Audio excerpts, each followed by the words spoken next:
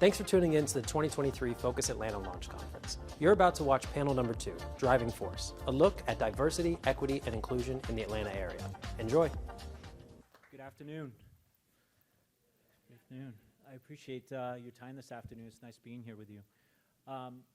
As mentioned, my name is Brian Palmer. I'm the CEO for our commercial business for United for the Georgia-Alabama Health Plan. A little bit about Georgia. Our health plan in Georgia is, if you put all our segments together, we have roughly, over 5,000 team members here in Georgia, serving about 1.2 million members. And over, I want to say we providers, probably about over 40,000 providers in 150 hospitals. Our mission is to help people live healthier lives and to make the healthcare system work better for everyone.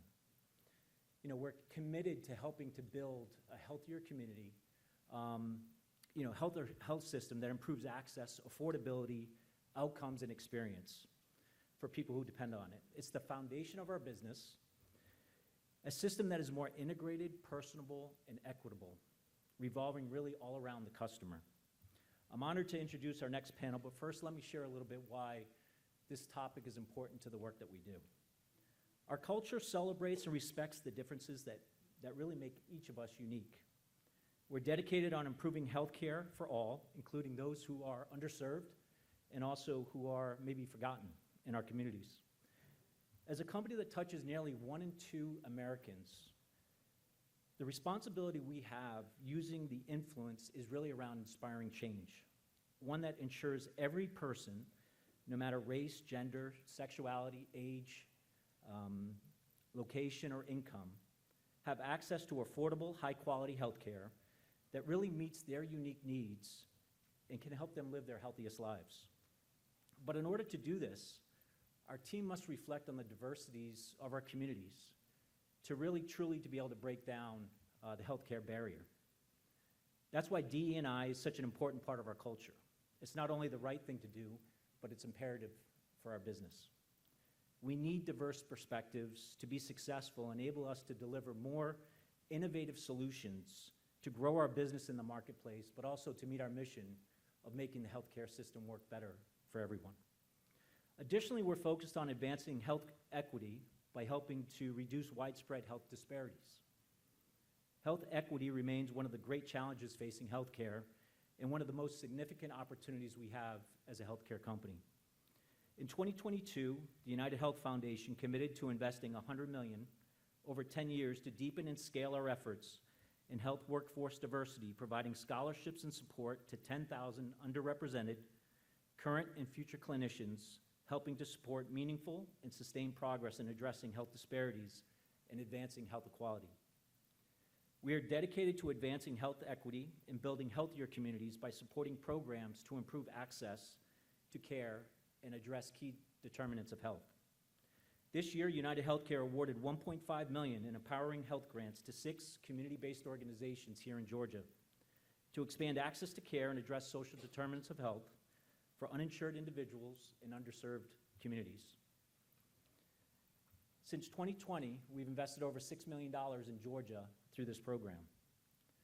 Our United Healthcare Catalyst program is a community-based program that leverages data to drive better health, launching in Southwest Georgia. Together with Albany Area Primary Health Care and Feeding the Valley Food Bank, the goal is to improve health outcomes for individuals with uncontrolled diabetes, which is a multi-year collaboration. United Health Group partnered with Morehouse School of Medicine to introduce a new mobile app that aims to connect new African-American mothers living in Georgia's underserved communities with sources to help sustain their overall health and their child's well-being. PM3, Preventing Maternal Mortality Using Mobile Technology, aims to help mothers network with a community of fellow mothers to get valuable health information and ask questions about their postpartum journey. Our strategy to help achieve health equity incorporates elements of social and personal determinants of health, and only with strong collaboration between employers, our healthcare systems, our providers, and our community organization can we really make this happen. So without further ado, next up is a great panel, Driving Force, Why Diversity, Equity, and Inclusion have become and will remain essential factors in the modern economy, which will be moderated by none other than Mayor Patty Garrett from the City of Decanter.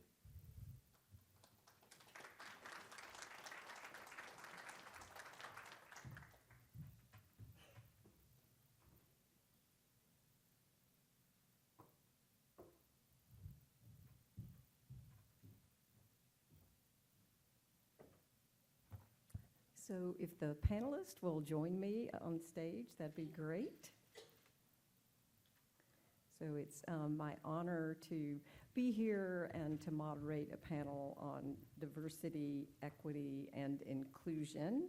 And today we have, as a part of this panel, we have 3 people serving, and I look forward to hearing their responses and seeing how we can all move forward in diversity, equity, and inclusion, and continuing to make our great region even better. So we have Kim Russo, who is Principal in Corporate Interiors, Firm-Wide Practice Chair with the Atlanta office of Perkins and Will, to my right, and then Catherine McClymond, Interim President of Oglethorpe University, and then rounding out our panel is Michael Baptiste, Vice President of Diversity, Equity, and Inclusion, the Metro Atlanta Chamber.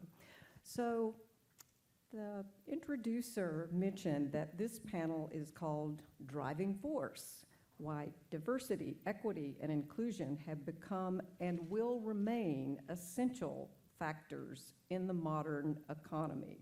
So as we look back and sort of set the stage for this, what does it mean for a business, an organization, or public entity to have a true commitment to DEI? What does that mean if that's a driving force in our economy? So we'll start to my right. So. Hi, good afternoon. Thank you for taking the time to listen to what we have to say here. But simply said, I think putting your money where your mouth is so important. We work with a number of different types of corporations, but the ones that do the most good are the ones that are truly invested in their people. And I would like to say that even our company is a forerunner in that. And we have a chief diversity officer, and she has instilled in us these freedom to really kind of interact and have very honest conversations within the workplace.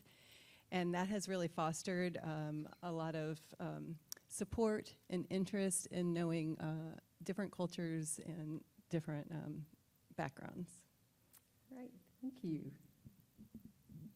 Hi. First of all, thank you for having us. Oglethorpe is very proud to be represented here and sponsoring this program. Oglethorpe, you may not know, is just slightly outside the perimeter. Some of you may not have made that far drive outside the perimeter. Just want to point that out. Oglethorpe is committed to providing teaching excellence in an inclusive learning environment. And we do that because we think about the workforce that we just spent the last panel talking about.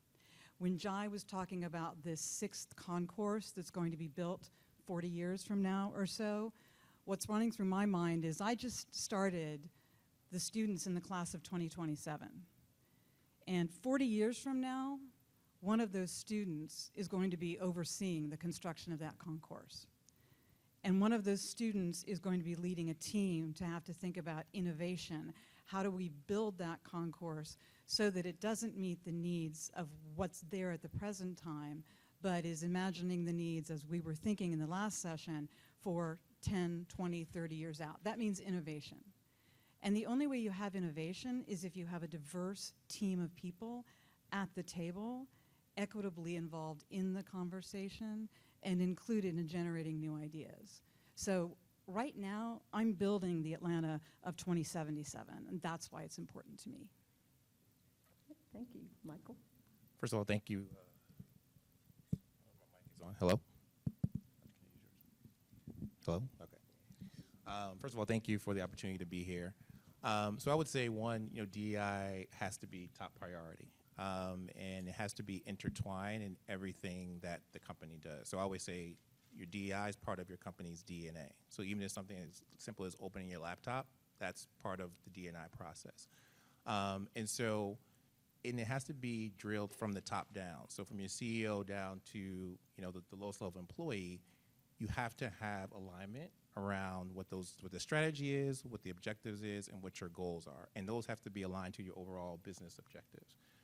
There also has to be an accountability factor. So I always say DEI is everyone's job. So it's not just the DEI person or the HR person. Everyone plays a part in making DEI successful.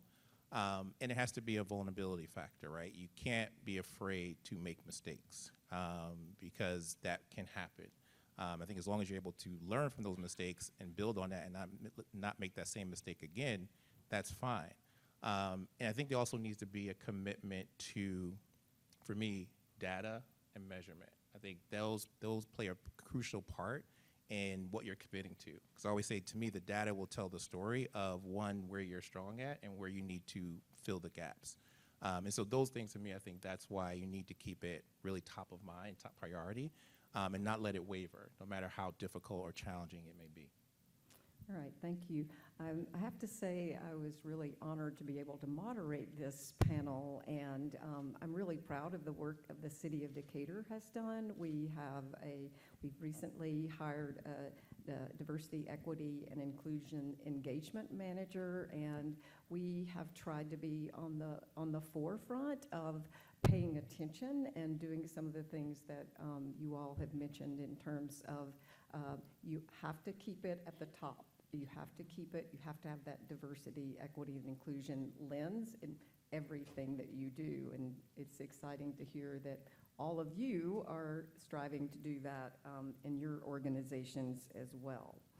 So how can a better balance be struck between encouraging economic growth and development in the Atlanta region while still maintaining a standard of equitable opportunity? So do you see any conflict there, or do you see that more as opportunity, or is there something that needs to be struck as a balance in those things as we're talking about DEI, we've talked about economic opportunity.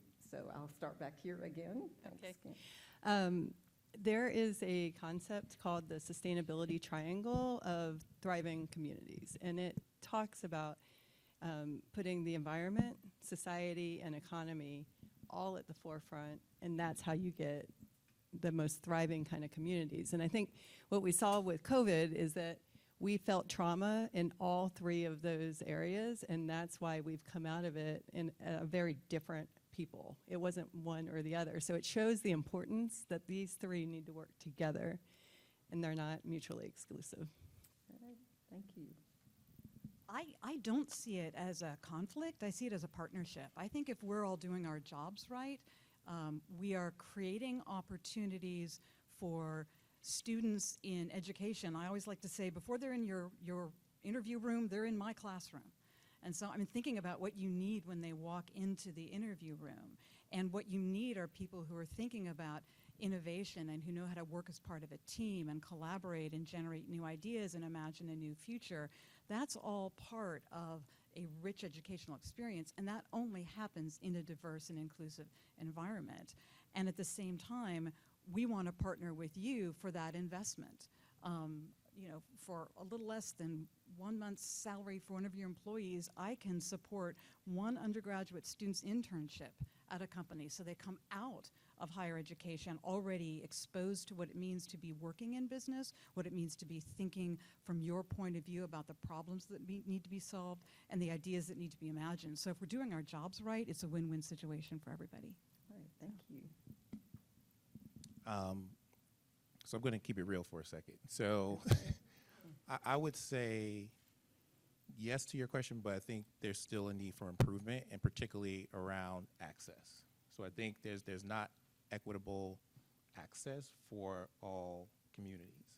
And you almost have a situation of kind of the haves and have-nots. And so you have the haves who do have the access to the resources and funding and so forth, but how do we get them to share that information, share those resources to those who don't? And then how we get those that don't to get in front of those, to have the access to say, okay, I need help, or how do I get to that point? And so we almost need almost like a bridge or a conduit to connect the two, because if I think the HAS will realize that if we're able to share those resources, it creates a better economy and a greater community with everybody having equal access.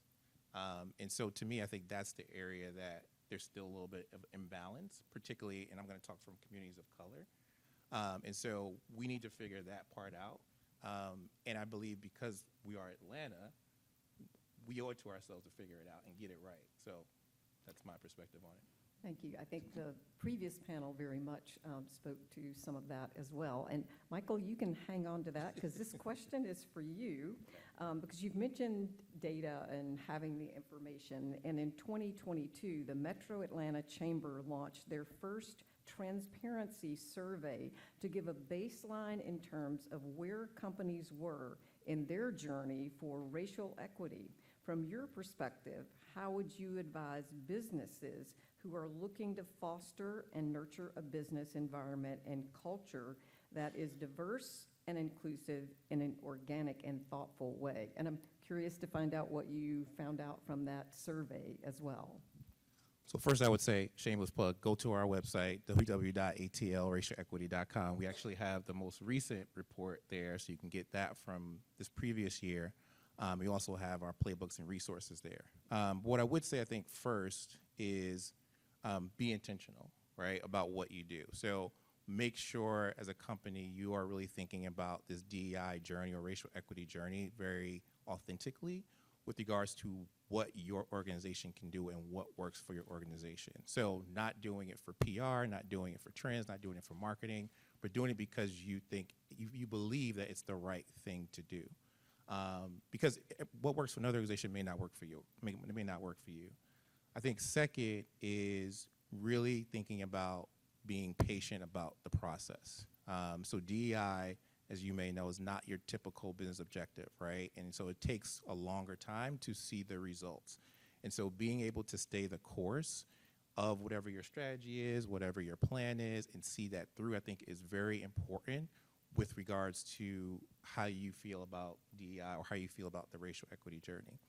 And I think for us, what we've tried to do and help with that process through the Aid to Action for Racial Equity work is create playbooks and resources to help organizations guide themselves on that journey. So wherever you are, if you are at the beginning, if you're in the middle, if you're leading, we've created these playbooks around corporate policies, education, inclusive economic development, workforce development to help you get to that point. So you could take action on whatever you feel makes sense based on your organization.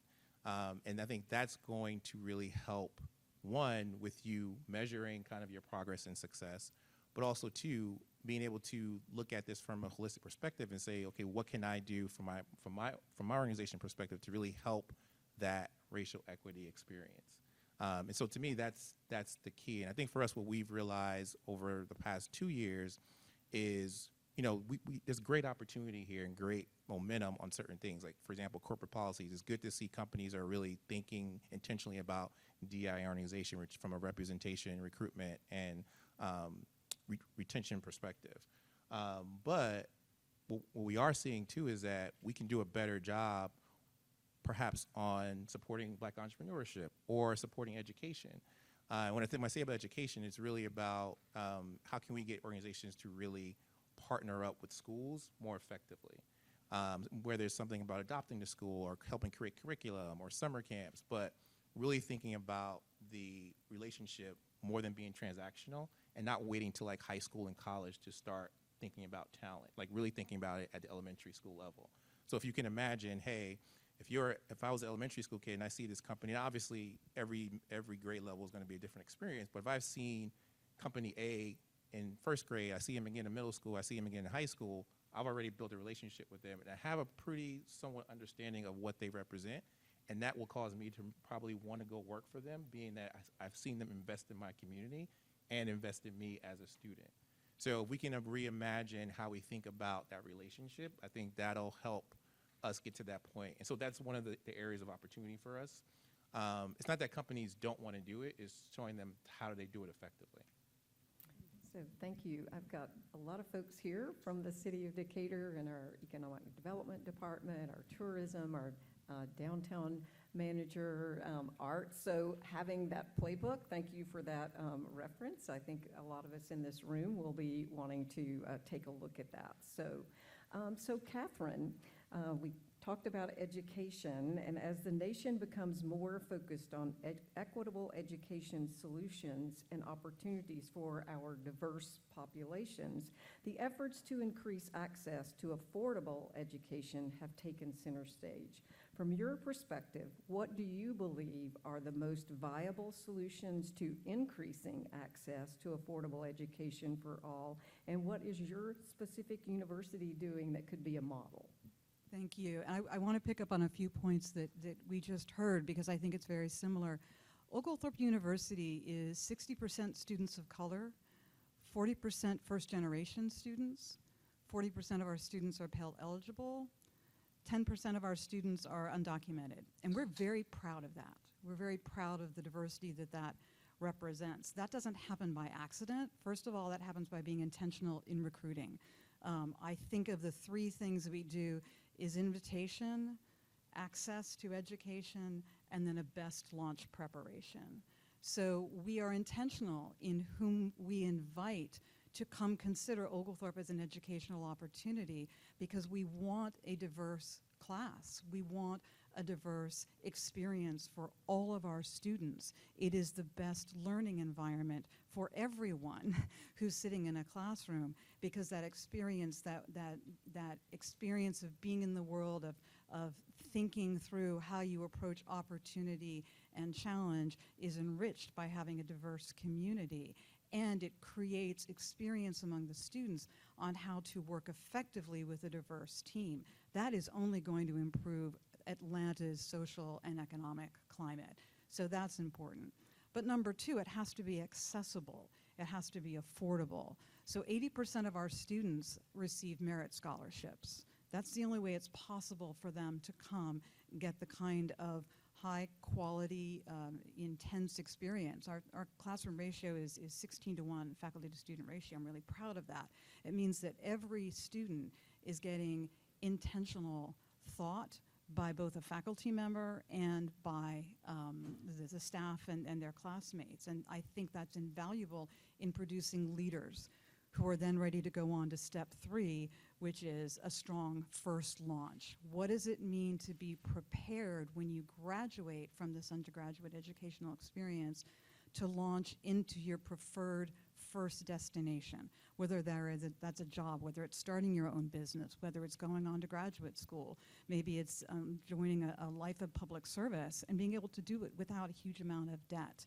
And doing that in a way that is not going to also cripple the family that helped supported you in that experience, because we're well aware that for us it's not just an individual coming to school. So I think it's very important that we be intentional about creating that invitation and that access to everyone who's involved in the educational experience, because then that transforms the economic experience. Thank you. I think when you talk about first-generation college students, that first launch is so important because they perhaps have not had that modeled in their family and don't know exactly where to turn to look for their first job with a college degree, and may not have the family support or even the familiarity of how to do that. So, and I have to say, Oglethorpe is right on MARTA, and so that transportation piece is really helpful as well. And Decatur has 3 MARTA stations, so we're an embarrassment of riches when it comes to transit, but I'm not complaining. I take MARTA all the time and find it to, if we can have more ways to get around and to places like educational institutions, to jobs, then with lots of folks don't have cars or choose not to. And so I think that transportation and transit piece is an important part as well. So Catherine, I have a question for you. As the nation becomes more focused on equitable education solutions and opportunities for our diverse population, the efforts to increase access Oh, and I'm asking Catherine the same question. Pardon me. I go to Kim. So I was like, I think I just said that. So Kim, I should have them in the order that I'm asking. So, while people may often understand the concept of diversity counseling or equitable advancement or accelerator programs, what does it mean to look at physical space, office interiors, new commercial spaces through an equitable lens? And how do these considerations influence how we interact and collaborate with our teams and each other? I love this question, so I'm anxious to hear the answer. I love it too, because I've been Yeah. living it for almost 30 years. What I do want to say is I actually am part of a group that looks at urban spaces. So it's anywhere from designing a city all the way down to a space or even a brand. And the reason I bring that up is because I can tell you some interior strategies that we do to try to help companies reinforce their diversity and equity and inclusion. But you know, the conversation is even bigger. And I was so glad that you brought up the point of bringing people back to work and how that's impacting community. And we are privileged to work with a number of very, very large companies, global companies that are wrestling with this idea. And other than policy, what we can do is help make those experiences when they do come back comfortable and supportive. And so, you know, while we're not solving the problems, we are right there hand in hand with these leaders, really trying to figure out how do we get people back to their offices, but more importantly, to community. And the sense of community and really kind of moving out of your own self in a building and going back to the community. Now, what I will say, what goes hand in hand with that, and I'm going to get to the question about interiors, and then I just want to say one more thing. We've done things such as planning for corporations to make sure that people have an equitable experience to amenities and to resources. At a very large tech company, we've worked with 30 local artists and commissioned cultural pieces of artwork to go throughout that facility so that people see their cultures represented and bring in dialogues. We've worked with Emory University to design 5 cultural affinity spaces that are uniquely representative of each of those cultures, so they look completely different in a space of about this room, but it's how those groups want to work and they feel most comfortable. So those are a little bit some of the strategies that we do, but I do want to say that as an organization, this isn't my question, but I'm just so proud of it, is we are in a profession that is so historically underrepresented with minorities, and less than 3% of all architects are Black. And this is a problem. And so our company is taking on this challenge to not only diversify within our organization, but to work with small businesses and help grow the diverse small businesses and give them access to the opportunities we have as the second largest architecture firm in the world. So we just want to make sure that we are helping our community by building businesses and representing the community to our clients. All right, that's great. I think, you know, some of the other comments that we've heard, those opportunities to begin to see people who look like yourself and provide those educational opportunities, and maybe even going into schools very early and talking about, you know, what it would be like to work as an architect or a city planner or a firefighter, or so that you can see yourself as well as the artistic representation that that is a part of your culture and making you feel at home. So, all right, as we look towards the future, what ways, and this is for all of you, do you hope to see the Atlanta region leverage its growing economy to enhance and improve its DEI efforts going forward? So I'll start back with you, Kim. Well, it was said on the first panel, and it is so true that I feel like Atlanta has great momentum, and people are coming here. We're hearing it from all of our clients that say, well, we're a global company. We're locating in Atlanta, a significant office. We want it to feel like Atlanta, and we go there with them now. We're like, you need to embrace the true Atlanta and not the fact that it's south and it has porches, but we need to really kind of dig in. And so I've seen a lot more receptiveness of the true heritage of Atlanta, good and bad, and really carrying it forward. I think for me, it goes back to that word intentional, being intentional about embracing who we are as a city, where we're heading as a city, what our population and cultures, because it's plural, looks like now and where it's headed, and creating opportunities for access to be part of this great economic engine for everyone. And that's not just going to happen because we wish it to be so. We have to match that hope with deeds, with very practical steps to invite access in multiple ways to participate in this economy. And we talk about that at Oglethorpe in terms of increasing access through creating this pipeline through education that is going to be the main way people have access. Education is the great equalizer. It can provide access to people who may not have had access in another way. And we take that seriously, not just because it benefits the individuals, but because it's going to benefit Atlanta if we do that intentional work. Thank you. Michael?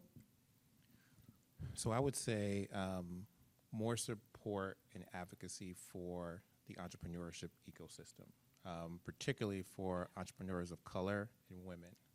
And so when you think about this, we need to figure out how do we remove some of the barriers of entry for those two groups with regards to entrepreneurship. So there's a barrier of entry to access, funding, customers, and knowledge.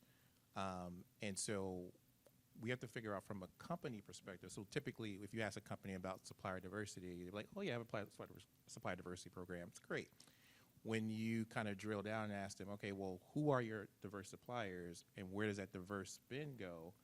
Then you get a different answer, right? Because typically it's either one or two entities that they're dealing with that they've known for however many years of their relationship, and a diverse spend is only going in that direction. So we have to kind of change the mindset of, okay, for a true supplier diversity program, we want that list to be more extensive, and we want the funds to be spread out a little bit more than one to two entities. On the other side of that, from the entrepreneurship piece, we need to figure out, okay, how do we get them the coaching, mentoring, and training to compete for those contracts and actually be effective when the opportunity comes. So as you see, there's two sides of the coin that we need to figure out. But I think if we can get that to a good place, you'll start to see kind of the change that we're looking for, I think, from an economic perspective. Because to me, supplier diversity is a key ingredient to making that change and making that increase. But we got to figure out how do we get the two sides talking and talking the same language. So to me, that's the way we kind of move the needle forward, I think, on that. How do you get your foot in the door? Right, and stay there. And stay there, exactly. So I don't know if we have time for maybe one more. Okay, great. So I saved the best for last. So as we look forward to the future, what are some legislative and regulatory factors to watch as it relates to equity and social mobility in the Atlanta region? Now let anyone who wants to tackle that one first go right ahead. Michael, looks like you've got the microphone. So funny answer, but not funny. I would say my hope is that we don't become Florida, right? So, and I say that in jest, but I'm very serious because I think given our history, given our background being the birthplace of civil rights, I think we have an obligation to make sure that doesn't happen, right? And make sure that we continue to create a more equitable and inclusive community. But as we know, like, we all read the news, we all know what's happening, you know, in certain areas, racial equity, DEI is under attack. And so we have to continue to figure out one, how do we keep that hope and optimism around staying the course and making sure we keep our foot on the pedal with regards to this work? And we can't falter given what the noise we're hearing, in society. And so we need more voices to talk about the successes and the best of the work that we're doing, and figure out how to silence those that are just making noise about whatever they're making noise about. But like I said, my hope is that we continue down the road that we're going, and we don't duplicate other efforts from other areas. All right, thank you. Catherine? I'll pick up on that. I maybe saying the same thing in a different way. I would caution leaders against putting into place constraints on what educators can talk about in the classroom for a couple of reasons. One, along the lines of what he was just saying, we have an incredibly rich population in our community, and to make people feel like they cannot talk about what that means for their day-to-day experience and the workforce is going to silence people and make them not feel valued at the table. I would also say, if you model for young people that there are things they cannot risk doing or saying or talking about, and then you try to bring them into the business world and tell them to innovate, you haven't taught them how to take difficult conversations. You haven't taught them how to innovate. You haven't taught them how to sit at a table with a diverse community and hash out ideas and come to new discovery. And that's what we want for our community. So for those two reasons, I would really caution our leaders not to go down that road. All right, and you can close this out. And I'll close it out with thinking about development and zoning laws, and really kind of the incentives for people to build in communities. If affordable housing is one of our biggest concerns, it has a lot to do with zoning and policy. And, the atrocities that have happened to cities because of redlining, throwing highways through communities, that all was old policy. And so we have to not only fight old policy ideas, we have to come up with new and innovative zoning and policies to support equitable and thriving development.